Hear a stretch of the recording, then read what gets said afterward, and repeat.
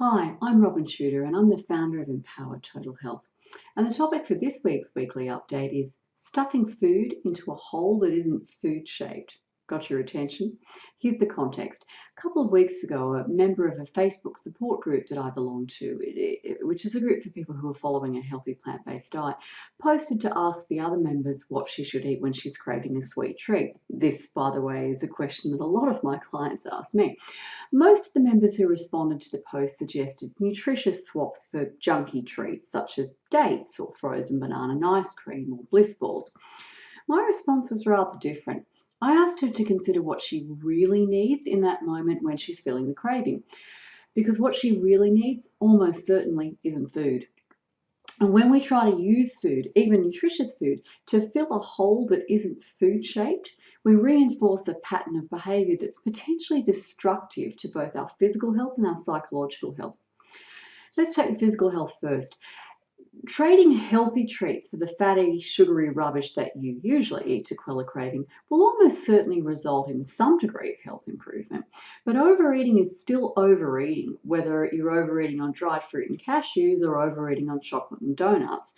And overeating can still lead to weight gain or difficulty losing weight if that's what you need to do, and all manner of metabolic dysfunction that can eventually result in chronic diseases such as type 2 diabetes, cardiovascular disease, or various types of cancer. These chronic diseases are remarkably absent from cultures in which overeating and frequent eating are frowned upon, such as among the traditional Okinawans. Now, Okinawa is the southernmost island of Japan. And it's one of the 5 so-called blue zones, areas of the world in which there is, or was until Western style eating came to Okinawa, a higher proportion of centenarians than anywhere else in the world. And not just people who reach the age of 100, but do so in really good, robust physical and mental health. One of the guiding principles among traditional Okinawans was the phrase hara hachi bu, eat until you're about 80% full, rather than stuffing yourself. And snacking between meals was also discouraged in this culture. In terms of psychological well-being, while you're chowing down on those sweet treats, you're actually ignoring the true need that your craving indicated. More often than not, that need has absolutely nothing to do with food. For example, many people experience food cravings when they're tired. Resorting to eating frequently instead of restructuring your life so that you get enough rest and sleep keeps you locked in this perpetual cycle of using food and caffeine as a stimulant to get you out of bed in the morning, to alleviate the 3 p.m. slump, and to stop you from falling asleep on the couch when you're watching the TV after dinner, when actually you should go to bed. All of these actions result in a poor night's sleep and then waking up tired again tomorrow and repeating the whole cycle. Another common scenario is the procrastination-fueled craving. When faced with a daunting task, many people will experience strong cravings for comfort foods. Indulging in those cravings doesn't just delay the task, it's a lost opportunity for you to delve into the resistance that you're experiencing to the task so that you can better understand what's holding you back from getting started. Are you afraid of failing at the task? Are you afraid of succeeding at the task? Are you feeling overwhelmed and unclear about where to start? Are you afraid of how others will react to you completing the task successfully? I've worked on procrastination behaviour with countless clients, and all of them find that once they permit themselves to face their fears, those fears dissolve, and they often become quite excited about beginning the task that they've been putting off. And of course, many people experience cravings when they're sad, angry, lonely, anxious, or feeling pretty much any other unpleasant emotion that you care to name. Stuffing those emotions down with food, firstly, prolongs the period of suffering since the emotion usually pops straight up again as soon as the food-induced anesthesia is worn off. Secondly, this behaviour traps us in a state of perpetual emotional immaturity, in which we never learn to work with our emotions in an adult way. After all, emotions are not random experiences. They're actually information that comes directly from our body-mind. When we pay attention to our emotions, they can guide us toward greater self-understanding and better decision-making.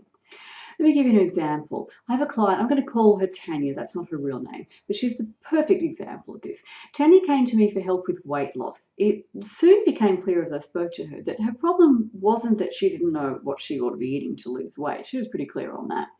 But she was overeating to stuff down her emotions, loneliness, dissatisfaction with her job, and just a nagging sense of discontentment with herself.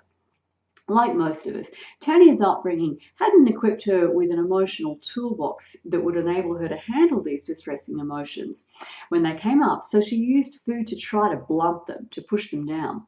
Of course, every time she reacted to her emotions this way, she reinforced her sense that these emotions were something to be feared and evaded.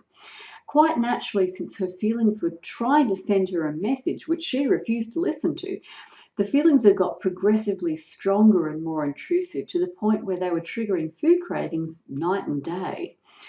I taught Tanya how to use emotional freedom techniques, or EFT, to process her emotions as they arose.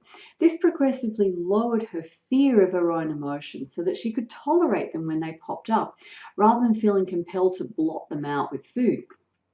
So we worked together on childhood incidents that had shaped her beliefs, and she kept on using EFT whenever a distressing emotion came up. And as a consequence of both the work she did with me and her own homework, she began to make changes in her life. She felt empowered to make those changes. So she, rather than suppressing her dissatisfaction with work, she allowed it to prompt her, to spur her to apply for new jobs. And eventually she found one that engaged all the talents and strengths that a previous job had no scope for.